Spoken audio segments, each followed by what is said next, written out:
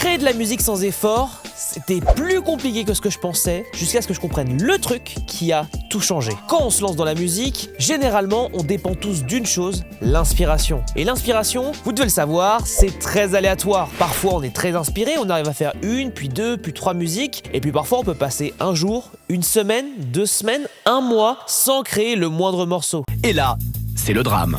Et c'est problématique parce que quand on vit de sa musique, quand on fait des musiques pour des films, des jeux vidéo, de la publicité, on a besoin d'être inspiré, de pouvoir sortir de la musique de manière efficace, rapide, sans dépendre de cette inspiration. Parce que foncièrement, c'est notre moyen de gagner de l'argent. Et donc si ça ne marche pas, c'est nous que nous mettons en péril. Mais avec le temps et l'expérience, j'ai compris comment faire pour créer de la musique sans effort, sans devoir m'arracher les cheveux pour trouver des idées. Et c'est là tout le sujet de la vidéo. Je vais vous montrer comment créer de la musique sans se prendre la tête, tout en obtenant un son qui claque. Je répète. Et que vous soyez débutant ou avancé, cette méthode devrait vraiment vous aider à créer régulièrement. Vous allez apprendre à vaincre cette frustration et sortir de ces mélodies un peu moyennes, nul à chier, ces schémas un peu plats pour aller beaucoup plus loin. Pas plus de suspense, on est parti. Mais quand même, juste avant, je vous rappelle qu'il y a un Discord dans la description que vous pouvez rejoindre pour rejoindre la communauté, découvrir le podcast exclusif que vous ne retrouverez que là-bas et pouvoir échanger avec moi et la communauté. N'hésitez pas, le lien est dans la description. Quand j'ai commencé la musique, je pensais que faire de la musique pour des films ou pour du jeu vidéo, ça relevait du prodige. Je pensais qu'il fallait écrire des kilomètres de partitions, qu'il fallait avoir une vision d'ensemble extrêmement complexe et je pensais qu'il fallait faire des études très avancées. Mais la réalité, c'est que souvent, la musique, c'est une question de structure. Chaque morceau a sa structure avec des schémas qui se répètent plus ou moins, ce qui permet, une fois qu'on maîtrise cet art, d'arriver à construire une musique intéressante, intelligente et qui peut nous inspirer, même quand on n'a pas d'inspiration. Et donc si vous connaissez quelques astuces, vous allez pouvoir créer de la musique même quand vous n'avez pas d'inspiration et faire démarrer le moteur de votre créativité sans forcément en diminuer la qualité finale. Parce que l'imagination, la créativité, c'est comme un diesel. Une fois qu'il est parti, c'est très facile de rouler avec, mais le plus dur, c'est finalement de le démarrer. Tu vas me niquer la batterie. Généralement, la première problématique que rencontrent les gens, c'est le syndrome de la page blanche. C'est-à-dire le fait de manquer d'inspiration, de se retrouver face à cette session vierge, complètement vide et de ne pas savoir quoi faire, par quoi commencer et globalement manquer d'idées. Et c'est normal parce que cet espace blanc, ce grand espace vide, peut être très intimidant, surtout quand on a une deadline au-dessus de la tête. Le fait d'avoir cette épée de Damoclès qui est au-dessus de nous alors qu'on doit créer rapidement, ça peut vite créer un stress qui peut être à la fois très productif, certains marchent extrêmement bien sous pression, et d'autres ça peut complètement les bloquer. Et le fait est que le stress, l'anxiété de cette deadline peut créer un effet d'inaction. Plutôt que d'essayer de faire des choses, on va se mettre sous la couette et se dire bon tant pis, je verrai ça demain. Sauf que c'est pas la solution et je vais vous donner une solution que moi j'utilise constamment pour passer au-dessus de ça. Une des choses que je fais systématiquement quand je manque d'idées, c'est de poser la structure. Je place une intro, un chorus, un verset, éventuellement un bridge, un pré-chorus, bref, je structure mon morceau en suivant une structure plutôt simple. L'objectif, c'est juste de, globalement, créer une première ébauche de ce que se donnera le morceau final. Ça ne veut pas forcément dire que je vais complètement m'y tenir, ça peut complètement évoluer dans le temps, mais en tout cas, ça me permet de faire une première ébauche. Une fois que j'ai fait ça, je commence à poser des percussions. L'objectif, c'est de donner un peu un rythme et d'imaginer quel rythme va avoir chaque section.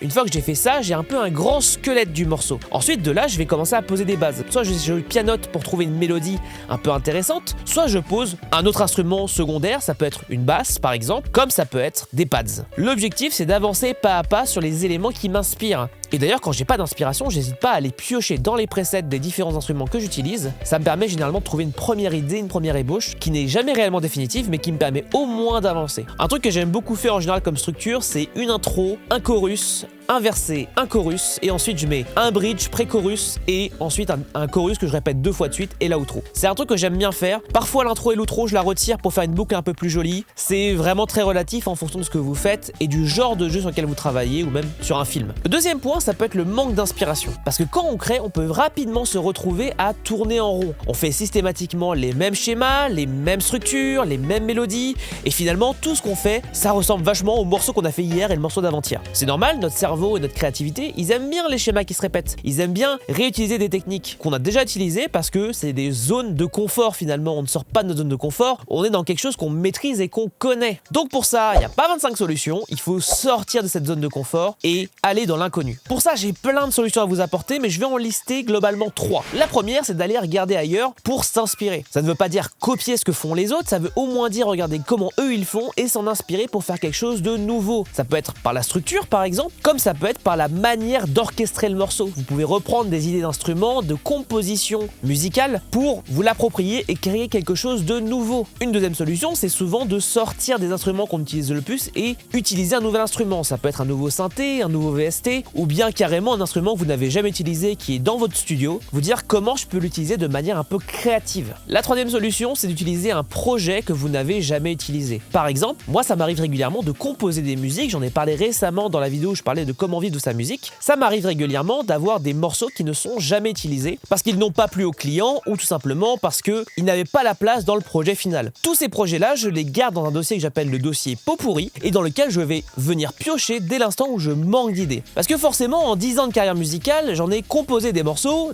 bien, des morceaux moins bien, mais s'ils n'ont pas marché il y a 5 ans, ça ne veut pas dire qu'ils ne marcheront pas maintenant. Et donc ça vaut le coup de garder sous le coude tous ces projets-là, de les stocker dans un endroit et de pouvoir les réutiliser dès qu'on en a besoin. Globalement, comme disait un grand homme, rien ne se perd, rien ne se crée, tout se transforme. Jean-Claude Van Damme.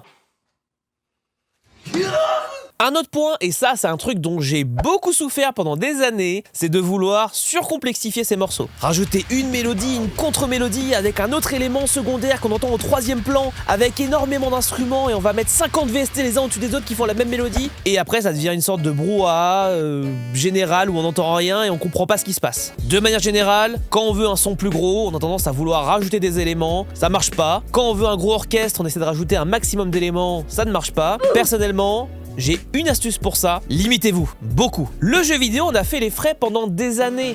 On a fait des musiques avec assez peu de couches, de 2 à 4 instruments pendant une très grande période du jeu vidéo. La plupart des musiques de Pokémon tiennent sur 3 à 4 pistes, et ça n'empêche pas d'avoir créé des morceaux absolument légendaires. Donc j'aurais tendance à vous dire, limitez-vous au nombre de pistes, pour essayer de pousser à son paroxysme la créativité sonore dont vous pouvez faire preuve. Pour certains jeux, ça leur a permis d'aller beaucoup plus loin. Il suffit de regarder des jeux comme Fez pour se rendre compte que la créativité sonore a été possible grâce au nombre de couches qui ont été limitées. Ça ne veut pas dire qu'il n'y a pas des genres de jeux qui s'adaptent vachement au fait d'avoir beaucoup de couches. Je pense notamment au travail que j'avais fait sur Don't Forget Me où il y a énormément d'éléments, mais chaque élément a sa place et les morceaux contiennent assez peu de surcouches. Chaque élément est important et a sa place. Mais de manière générale, vous pourrez faire des très bons morceaux avec assez peu de choses et je vous recommande vraiment de vous y pencher et de vous dire est-ce que j'ai vraiment besoin d'avoir 5 fois le même violoncelle pour sonner plus gros?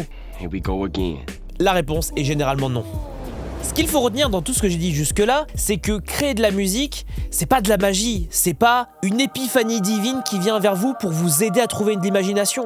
Oh merde! C'est généralement une question de procédé, d'organisation et de répétitivité. Plus vous créerez de la musique, plus ça sera facile pour vous d'en créer. Si vous créez une musique une fois par mois, forcément ça devient extrêmement difficile quand vous devez en créer plus d'une par mois. Si vous créez une musique par jour, je peux vous assurer que ça devient extrêmement plus facile de trouver des idées parce que poussez dans vos retranchements pour devoir trouver quelque chose de nouveau. Et je peux vous le dire, dans le cinéma, dans le jeu vidéo et la publicité, c'est assez monnaie courante d'avoir des moments où on doit composer une musique en 2-3 heures parce qu'il y a une deadline importante, qu'on n'a pas pensé à la musique et qu'il va falloir sortir quelque chose très rapidement. Et dans ces cas-là, cette vidéo vous sera extrêmement utile parce qu'elle vous permettra de vous rappeler comment on sort de cette situation. N'hésitez pas à la garder de côté et dans tous les cas, si vous devez retenir une chose, c'est que en ayant une bonne structure, des sources d'inspiration sous le coude et en utilisant le bon nombre d'instruments pour votre morceau, vous devriez réussir à constamment sortir de votre zone de confort, malgré tout arriver à sortir des morceaux qui seront impactants, qui sonneront extrêmement bien.